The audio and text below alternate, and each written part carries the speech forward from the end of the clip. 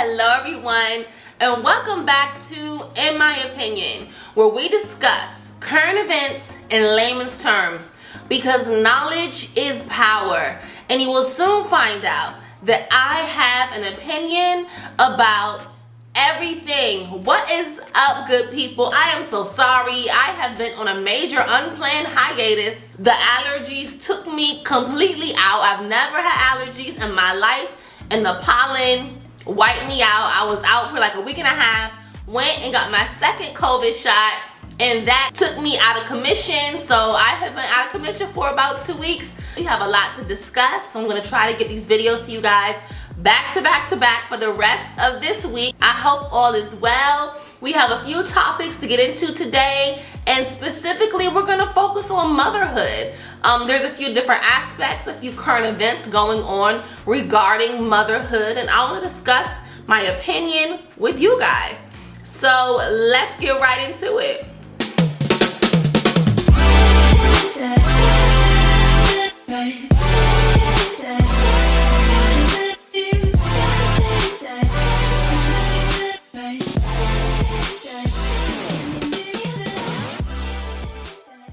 So as of recently, a Real Housewives of Potomac star Ashley Darby recently spoke out about spanking your children. She did a PSA on Instagram, and I've heard a lot of differing opinions about it.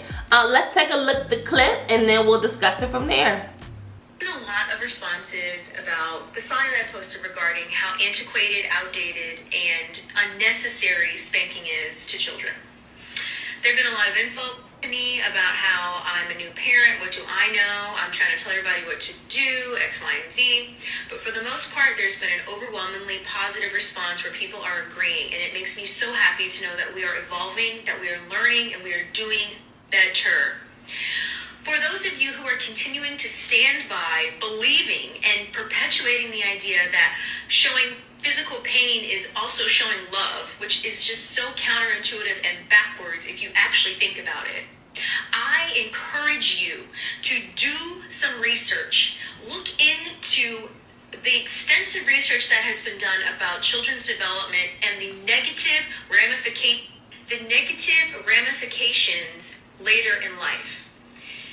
Now, I don't know why it's okay to pluck, hit, and whip children, but yet that's not okay to do to adults. Are you really saying that the only way that you can help a child learn to do the right thing and to be moral is by inflicting pain on them? No, that's wrong, and you are minimizing and you are completely missing just how intelligent children are and how the brain actually works, okay? Also, I wish that you could do some research about people who are rapists, abusers. If you look at serial killers and you look at childhood, do you know what's a common link? They were all abused as children. They all were spanked. They all endured physical punishment as children. That does not yield healthy, happy human. That you're only practicing something that was done to you. Yes. And passed down. That's true. But now we know better. So you're only tricking yourself. You're only duping yourself, only hurting your children, and you are not actually helping them or society, let me tell you. And the way I hear people talking to their children on the street, in restaurants, it eats me up inside, because I know that it just hurts me, because I know that we can be better with, there's just so much that we can do. Okay, you guys, so you heard her out. Please tell me what your thoughts are in the comments. I'm so curious to know. I think that I'm appreciative of Ashley Darby bringing this conversation up, because I think that in the Black community specifically, it's just kind of like what we do. That's how I grew up. I'm sure that's how my mom grew up, and I know that's how my dad grew up. You know, you spank your children. That's considered a way of discipline. But as she said, it's true. If you look at the people who have been murderers and rapists and killers and abusers of sorts, most of them have been abused. Now, of course, it is done in an extreme way in most cases, but we can't tell someone how they should perceive being hit.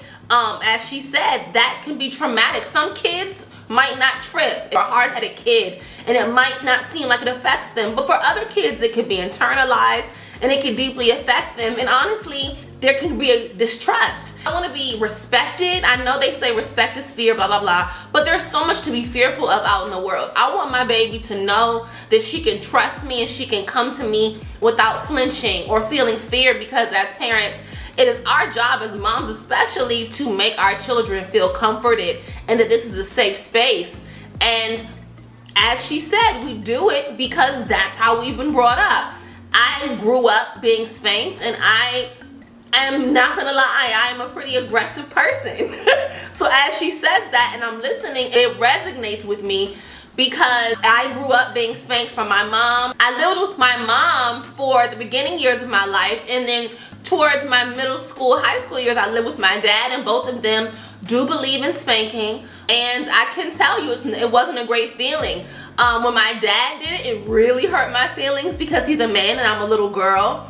And I do think it sends the wrong message. Now, I don't think that his intentions were bad, because that's just how he grew up. So he just did what he was taught. But he's an aggressive person. I'm an aggressive person. My mother, I don't remember my mom doing it a lot, but that's not something that I want to do with my child. I try to discipline using my words because I don't want to break our bond. I don't want to break our trust. And I think that it works. I think that, you know, we have a busy life and we want an immediate fix. So we've been trained to believe the immediate fix is a quick hit, and it's not necessarily the answer, because think about it. After you were spanked as a child, I know for me, I went in my room, I was punching the pillows, I was talking all types of shit about my dad and my mom. I was like, I can't wait to get up out of here. And that is exactly what I did. I got up out of there because I grew this hatred and this anger from my parent because they were doing to me, well, all that they knew. But it's not necessarily right. I think we as parents forget that we were children just as well as our children are. We have to empathize with that and think back to how we felt. And I did not feel good. And I don't want my baby to not feel good. As parents, it's our job to do better than our parents did for us, and so on. It's about growing and learning. And as she said, just because she's a new mom doesn't mean she doesn't know. Somebody does not have to be a parent at all, and they can still have insightful information on different topics regarding children. Please comment about your opinion on that, because that's something that, especially in the Black community, that we need to discuss, because that's our way of life. But I mean, we're growing and we're evolving as a race, and I think that that can only help us soften the blows, and I mean, no pun intended, soften the blows, have a more inviting environment at home so that people don't feel like they have to go out on the street and find it somewhere else. And for my next topic, as far as motherhood goes, Khloe Kardashian. Now, I used to be obsessed and love the Kardashians, specifically Khloe Kardashian, because she's my Cancer sister. I'm huge into astrology. And so she was a hard ass. I felt like she gave great advice to her family and friends. You know, if somebody cheated, like when Scott was cheating on Courtney or whatever, she was like, leave his ass. She was like, no nonsense. Well, she's a softie at heart because she's a Cancer, so I'm not surprised. And, you know, in comes Tristan Thompson or Thomas or whatever the hell his name is. And he cheated on her when she was 9 months pregnant. Then shortly after that, he cheated on her with Kylie's best friend, Jordan, who is African American, who they bashed and treated horribly. But as of recently, there's new headlines regarding Tristan Thomas and cheating on Khloe Kardashian, because allegedly they're back together. And how does this fit into the conversation of motherhood, do you ask? When is enough enough? I heard a clip from an interview where a woman said that she left her children's father when she realized that whatever her child saw is what her child would be emulating. So that resonated with me, because that was exactly why I ended up in the situation that I ended up with my daughter's father. I didn't want for her to see how he would treat me, because I could not imagine a man treating my daughter the way that I was treated. If anybody did the things that I experienced to my daughter, I would be in jail, stat. So to avoid all that, to save everybody time, I just left, because it was the smarter decision for me. But in Khloe Kardashian's case, is she smart for staying? Because her daughter is watching her. her daughter can see everything that's going on, and she'll be able to see it when she's older. And as a mother, I think that a lot of times we get so caught up in, oh, I love him, and we're in the moment and in the now. But in the future, what does that look like? Is True gonna go and get somebody like Tristan? What the fuck? That's gonna be horrible. How important do you think it is for you to teach your daughter about self-love? So much so that me and her dad broke up when I was pregnant. Her dad was the love of my life, right? We were together since I was 17, and I forgave him through everything that he did. Cheated on me, okay, I love you, I don't want to lose you. Went to jail and all of these things, okay, I'll bail you out, I don't want to lose you. And all of these situations that he went in, that when I was laying on that table and they said it's a girl, I was like, do I want her to live like this? Do I want her to make these mistakes?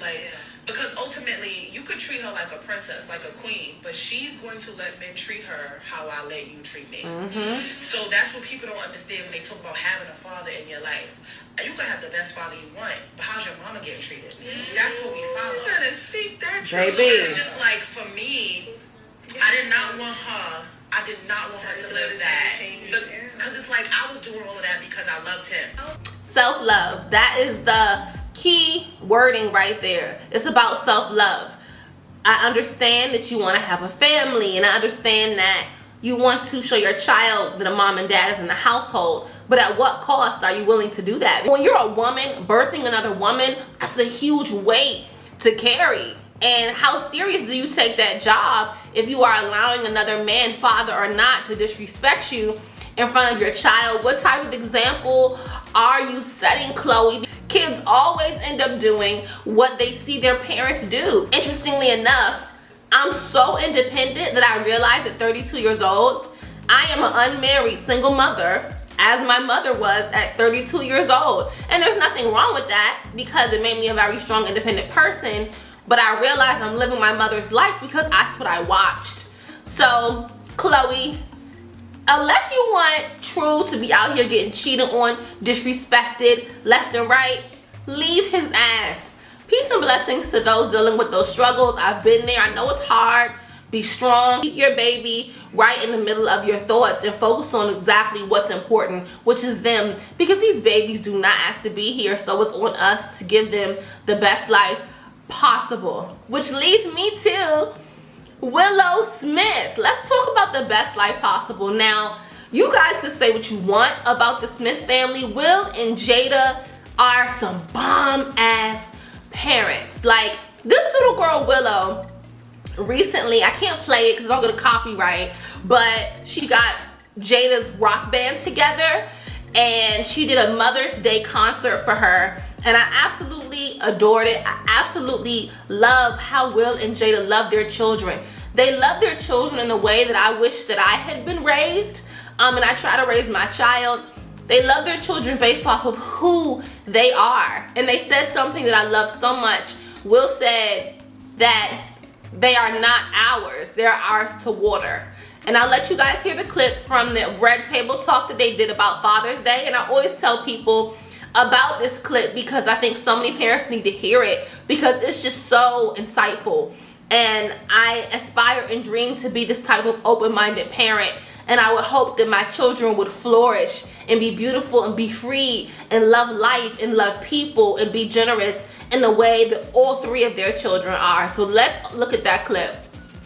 The kids aren't ours. They are not. They're not ours. They are their own people, and I just completely let go of my needs and my desires for their lives, and I started shifting into what I call the gardener flower concept of fathering. Yeah. The seed already is what God designed it to be. Right. The gardener is not trying to make the seed become what the gardener wants. Right.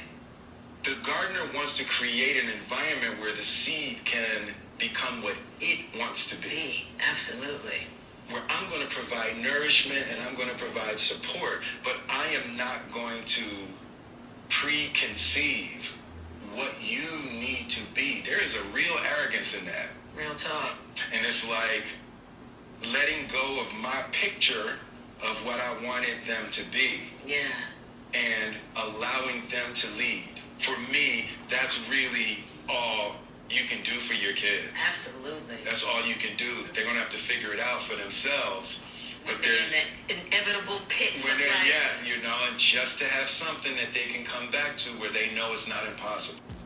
So I know that was a clip from the Father's Day special that they had last year, but I think that just stands true to parenting as a whole. I believe Willow Smith just recently came out as being polyamorous, which means she doesn't believe in just having one partner.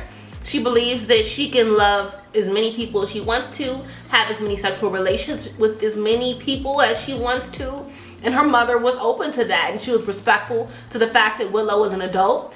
I believe that if you teach your child to be true to themselves and you prepare them for the world and prepare them for themselves, then you've done the best job that you can do. So regardless, it does not have to be a cookie cutter way of parenting. People say it should be, as far as mothering goes, mother in the best way, in the best healthy way that you know how. It doesn't have to look like your mother's way or your friend's way. It's your way for you and your baby.